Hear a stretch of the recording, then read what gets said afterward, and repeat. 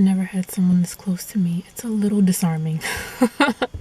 It's a little disarming. Oh, no, that is not. Back up, girl. Back up.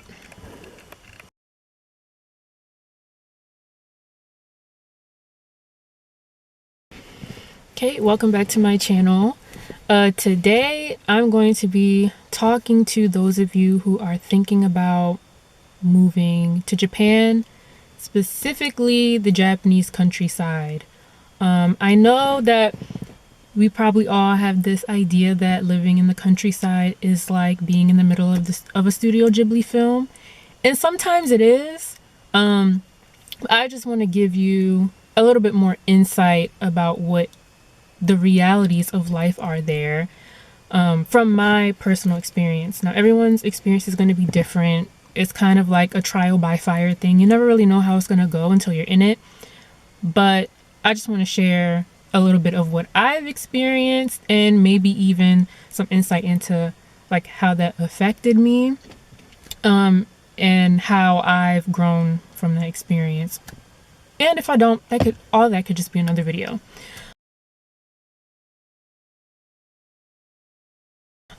So first and foremost, I want to get into the lifestyle.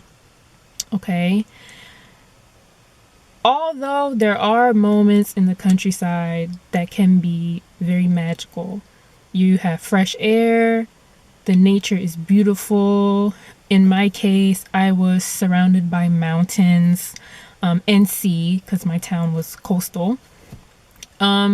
So you do have that aspect, but there is also nothing. And when I mean nothing, I mean if you, let's say, you're young, you're single, you're in your 20s, you have a lot of energy, there is nothing really for you to do. There are no clubs. And as far as like the people around you, most of them are going to be old. I'm talking maybe... I should probably be careful with what I'm about to say. Okay, in my experience, on a daily basis, especially when I was teaching English, my ladies that I taught were mostly, I believe, 60 and older or 65 and older. So I spent a lot of time around elderly women who, although they did have a lot of energy, they were not necessarily on their hot girl shit. You know, there's no clubs. Okay, dating scene is pretty much non-existent because everyone is either 12 or 68. There's no in between. All the young people got married and left, or they went and found a career and left to a bigger city. So keep that in mind when you decide before you decide you want to move to the countryside. Now, if you're the type of person who likes a lot of alone time, you don't care for partying, you don't care for nightlife, you don't really care about any of those things, I think you'll really, really enjoy it. But for me, part of the reason why I only did a year in the country is because, quite frankly, it just was not for me. But I'm glad I did the experience regardless.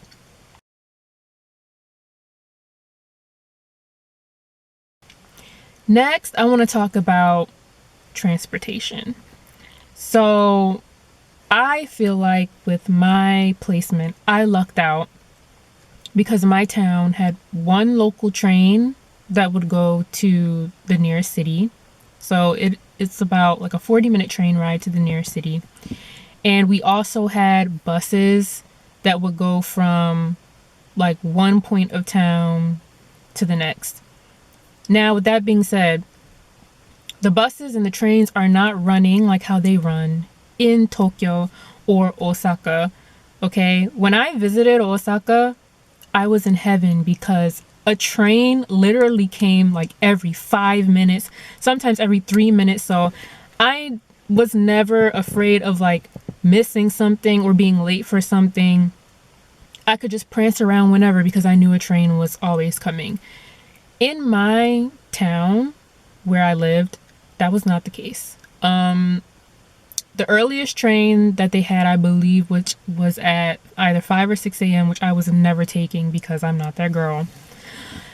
So if I wanted to, let's say there was an event going on in the city and I wanted to get there at a reasonable time, I always either had to take the 9 train or the 12 train.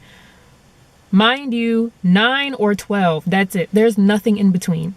And most of the train times are like that. So if you miss a train, you're going to be waiting maybe for another 1 or 2 hours before the next one comes, and that takes more time away from whatever you wanted to do in the city. So quite frankly, transportation was a pain in the ass. Same thing goes with buses. When I was going to school, I had to take, I believe classes start at like, well, my class would start at like maybe 9 o'clock, around 9 or 10 o'clock. I would have to take the 7:07 bus to get there. So that means I'd have to wake up at 6 a.m. to catch a bus early for a class that doesn't even start until 2-3 hours later. So just keep that in mind. Now, although I was grateful that we had transportation available, it was not the most convenient.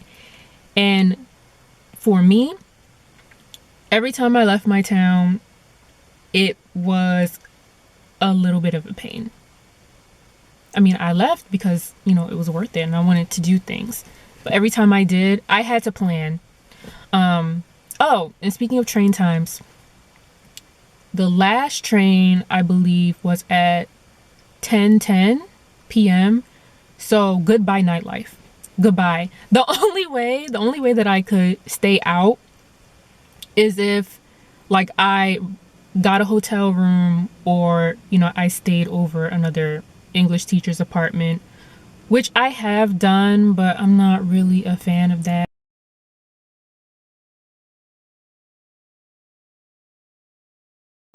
The food. The food. The food. Okay, so because my town was coastal, a lot of the food, especially for kyushoku, which is like your school lunch, is maybe freshly caught that week or freshly caught that day.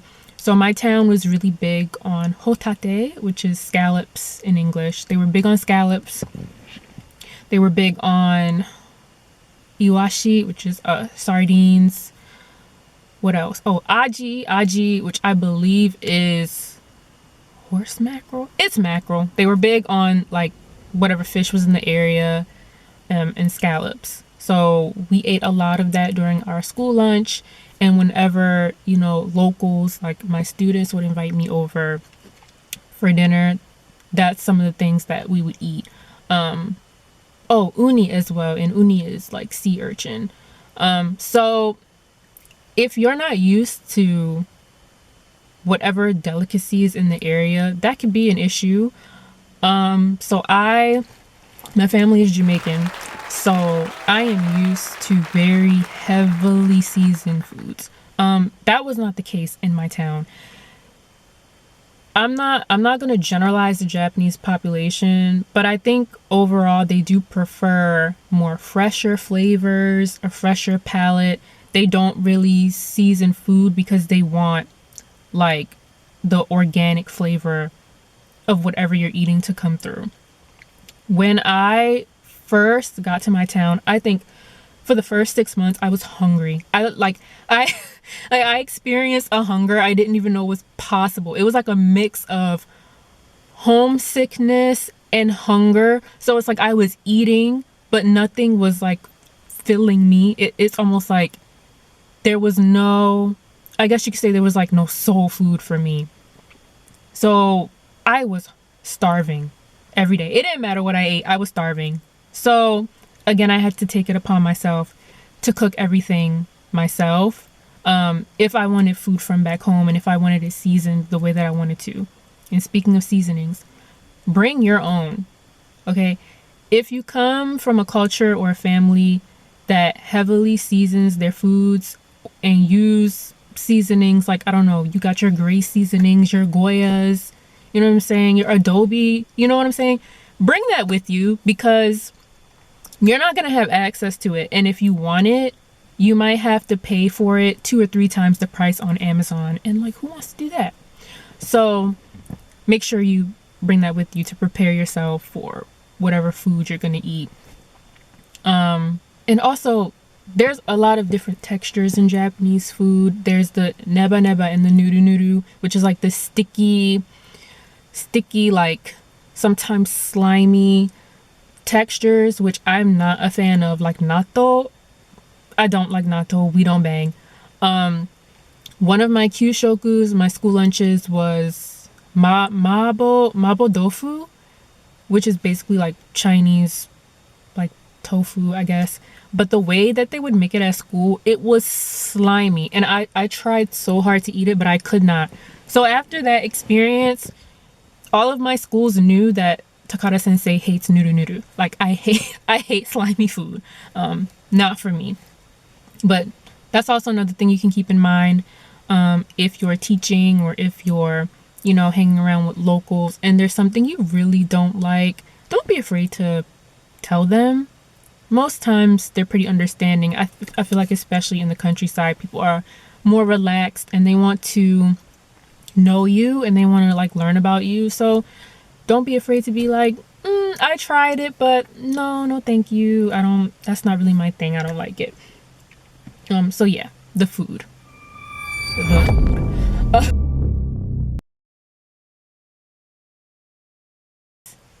Access to services. Now, my town had a hospital. I think we had a podiatrist. For some reason, there was a foot doctor present. Maybe because there was a lot of old people in my town. We had a clinic, I believe, but I don't actually know if it was a medical clinic because I never went in there. But the little sign said like "Kuriniku" in katakana, so I just assumed, but I never had any reason to go in there, so I never did. We had a community center. So although there's no like young hip things to do, there were clubs you could join. I joined belly dancing club a couple times. That was interesting. We had belly dancing, we had yosakoi. I wanted to do guitar, but the guitar teacher no longer had those classes, so that was a little sad. So yeah, there was a community center where you could like join the locals in doing things and even maybe learning a bit more about Japanese culture. So yeah, there was a community center. We had one, man, I don't even want to call it a shopping center because I feel like the American image of a shopping center is like a mall or like a huge like strip mall. Now, when I say shopping center, I mean like there were 3 stores in like one parking lot. It was a Happy Drug, a Nikat, and a Maida. So like Happy Drug has like your drugstore products and like some food. Nikat was like home stuff, like bubble wrap for your windows, tape, like that type of stuff. Rugs, blankets, but you could also get like soap and stuff in there too. And then there was Maida, which was our local grocery store. So as far as like shopping goes, that was it. If we needed anything from like a bigger store like Sunday Home Center or what's the other one? Nitori, we would have to go to the city, which was 40 minutes away by train. And the contract that I was under, we couldn't drive. Like we could drive in our free time, but you can't drive back and forth to school, which is just the dumbest thing imaginable. So I was like, why would I bother getting a car if I can't use it 24/7? That's nonsensical. So, I say all that to say when it came to needing things and trying to get things for yourself, think about how you're going to get those things. More often than not, especially depending on like what your car situation will be in the countryside, whatever you're doing there, let's say you're not allowed to have one because sometimes they do have those rules for foreigners. all I have to say is you may have to rely on people a lot more than you're comfortable with. So the reason why I did not perish where I was when I needed things is because my supervisor, part of her job was to help us get what we needed.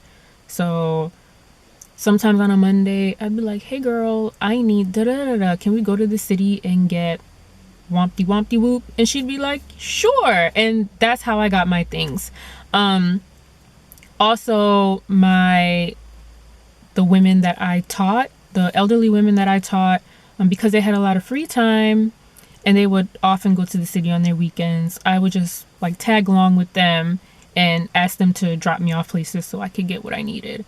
But that was my like particular experience, and I think I got lucky. I don't think that's everyone's experience, so just keep that in mind. Oh, also healthcare. This is another like service that's a big one. So we had a hospital in town. Everybody, like even the locals, would say that that hospital is trash. So when I actually got sick, I don't want to say never, that's not true, because I did get COVID testing at that hospital. But when I like actually got sick, like I need to go to a doctor to get diagnosed with something, I had to go to the city like 45 minutes away to find a clinician. So everything is going to be an adventure. Maybe you like that. I didn't, because I know how much easier things could be, probably because, you know, of where I grew up here in America. I knew that like getting access to services and things like that didn't have to be that difficult. So to me, it wasn't fun and I didn't see it as an adventure, but you might.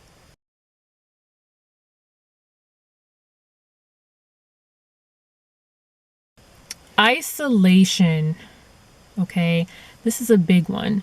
So the geography of where I was living, whenever I went to the city and spoke to locals, and I told them like where I was teaching English, I'm like, yeah, I'm in such and such a town. They would say, wow, you're so isolated. You're so far. You're so isolated. And they were right. Being in the countryside, I'd say is harder, the word that I want to say. I guess it's perspective. But it's harder because you're immersed in like traditional Japanese culture. There was no one who looked like me in my town. I was the only black girl, and I think I was the first like black English teacher that they had. Well, English teacher is a stretch. I was an assistant language teacher, but I was the first black girl that they had ever had, and so that was very, very difficult for me. The social isolation, like just, you know, the way that you're used to people like speaking to you, maybe certain expressions you would use, like gestures and things like that. I didn't have any of that mirrored back to me. So it was very hard to deal with. So there's a social isolation aspect, especially when you're coming up against Japanese culture. So there's that culture shock there. And also like physical isolation, like how I mentioned before that, you know, a train ride to like out to the city is like 40 minutes, and that every time I wanted to do something, I had to like plan my whole day because transportation it was available, but it wasn't convenient. And like knowing that things are going on in the city, but it's like sometimes or more often than not, you can't make it because the train isn't running, the train time is inconvenient, or you're just solely like exhausted, you're tired because you're dealing with adjusting and culture shock and all of those things. So keep that in mind. Oh, and the last thing that I want to get into, boredom. Now this depends on what kind of person you are. I'm introverted and I like alone time, but that experience taught me that I don't need that much damn alone time, okay? Like there's a limit on alone time. So I spent most of my days, like if I wasn't working or I wasn't going to school or had extracurricular activities, whatever, most of the time was spent in my apartment. And it gets old very fast, you know? And it's not that I didn't travel, I did. But for me, I needed a good balance between like traveling and staying home. I like to be home, okay? And to get out of my town, traveling was difficult. It was exhausting. So it's like, yeah, I probably could go to Tokyo this weekend, but I don't want to. I just, want to stay home and chill. But that's also boring. So if you have like a hobby, bring it with you. Like if you play an instrument, bring that instrument. If you like to study, bring some books on some topics that you like and study. If you're, I don't know, if you like to make videos, make videos. Find something to occupy your time with because it's very quiet. There's not much stimulation. There's no rush to do anything. So all of the I guess all the things that took up my time in America, like the work pressures and the rushing around and the traffic and all those things were gone. So I was just left with this big empty space. And for a really long time, I did not know what to do with it. There was a good chunk of time where I felt like I was just floating around, trying to figure out what I'm doing with my life because so much of that stimulation was gone. Which I guess, again, could be considered a part of like culture shock. So I did start to find my groove. I did start to find TV shows that I could watch regularly, trying to just learn random skills. Like I would go on Skillshare and try to learn like random stuff, or get involved with the community. Like think of things that you could do to plan and get people involved in Japanese culture. Literally, I was just doing anything to try to keep myself busy and keep myself afloat. But yeah, if you have any hobbies that you're currently doing, bring them with you or find a way to integrate them into your life in the countryside because you're going to need it. You're going to have so much time. So much time that is scary and it'll throw you for a loop because you've never had that much time before and you don't know what to do with it. So yeah, that's all I have to share about that. These are some things that you should keep in mind before you move to the Japanese countryside. I hope I didn't ramble too much and that you were able to gain something valuable from this video. But if you would like me to expand on the topic more, or maybe just expand on like one thing that you would want to know more about living in the countryside, please comment below and let me know. Yeah, and please like, comment, and subscribe. And I will see you in the next video. Thank you for listening.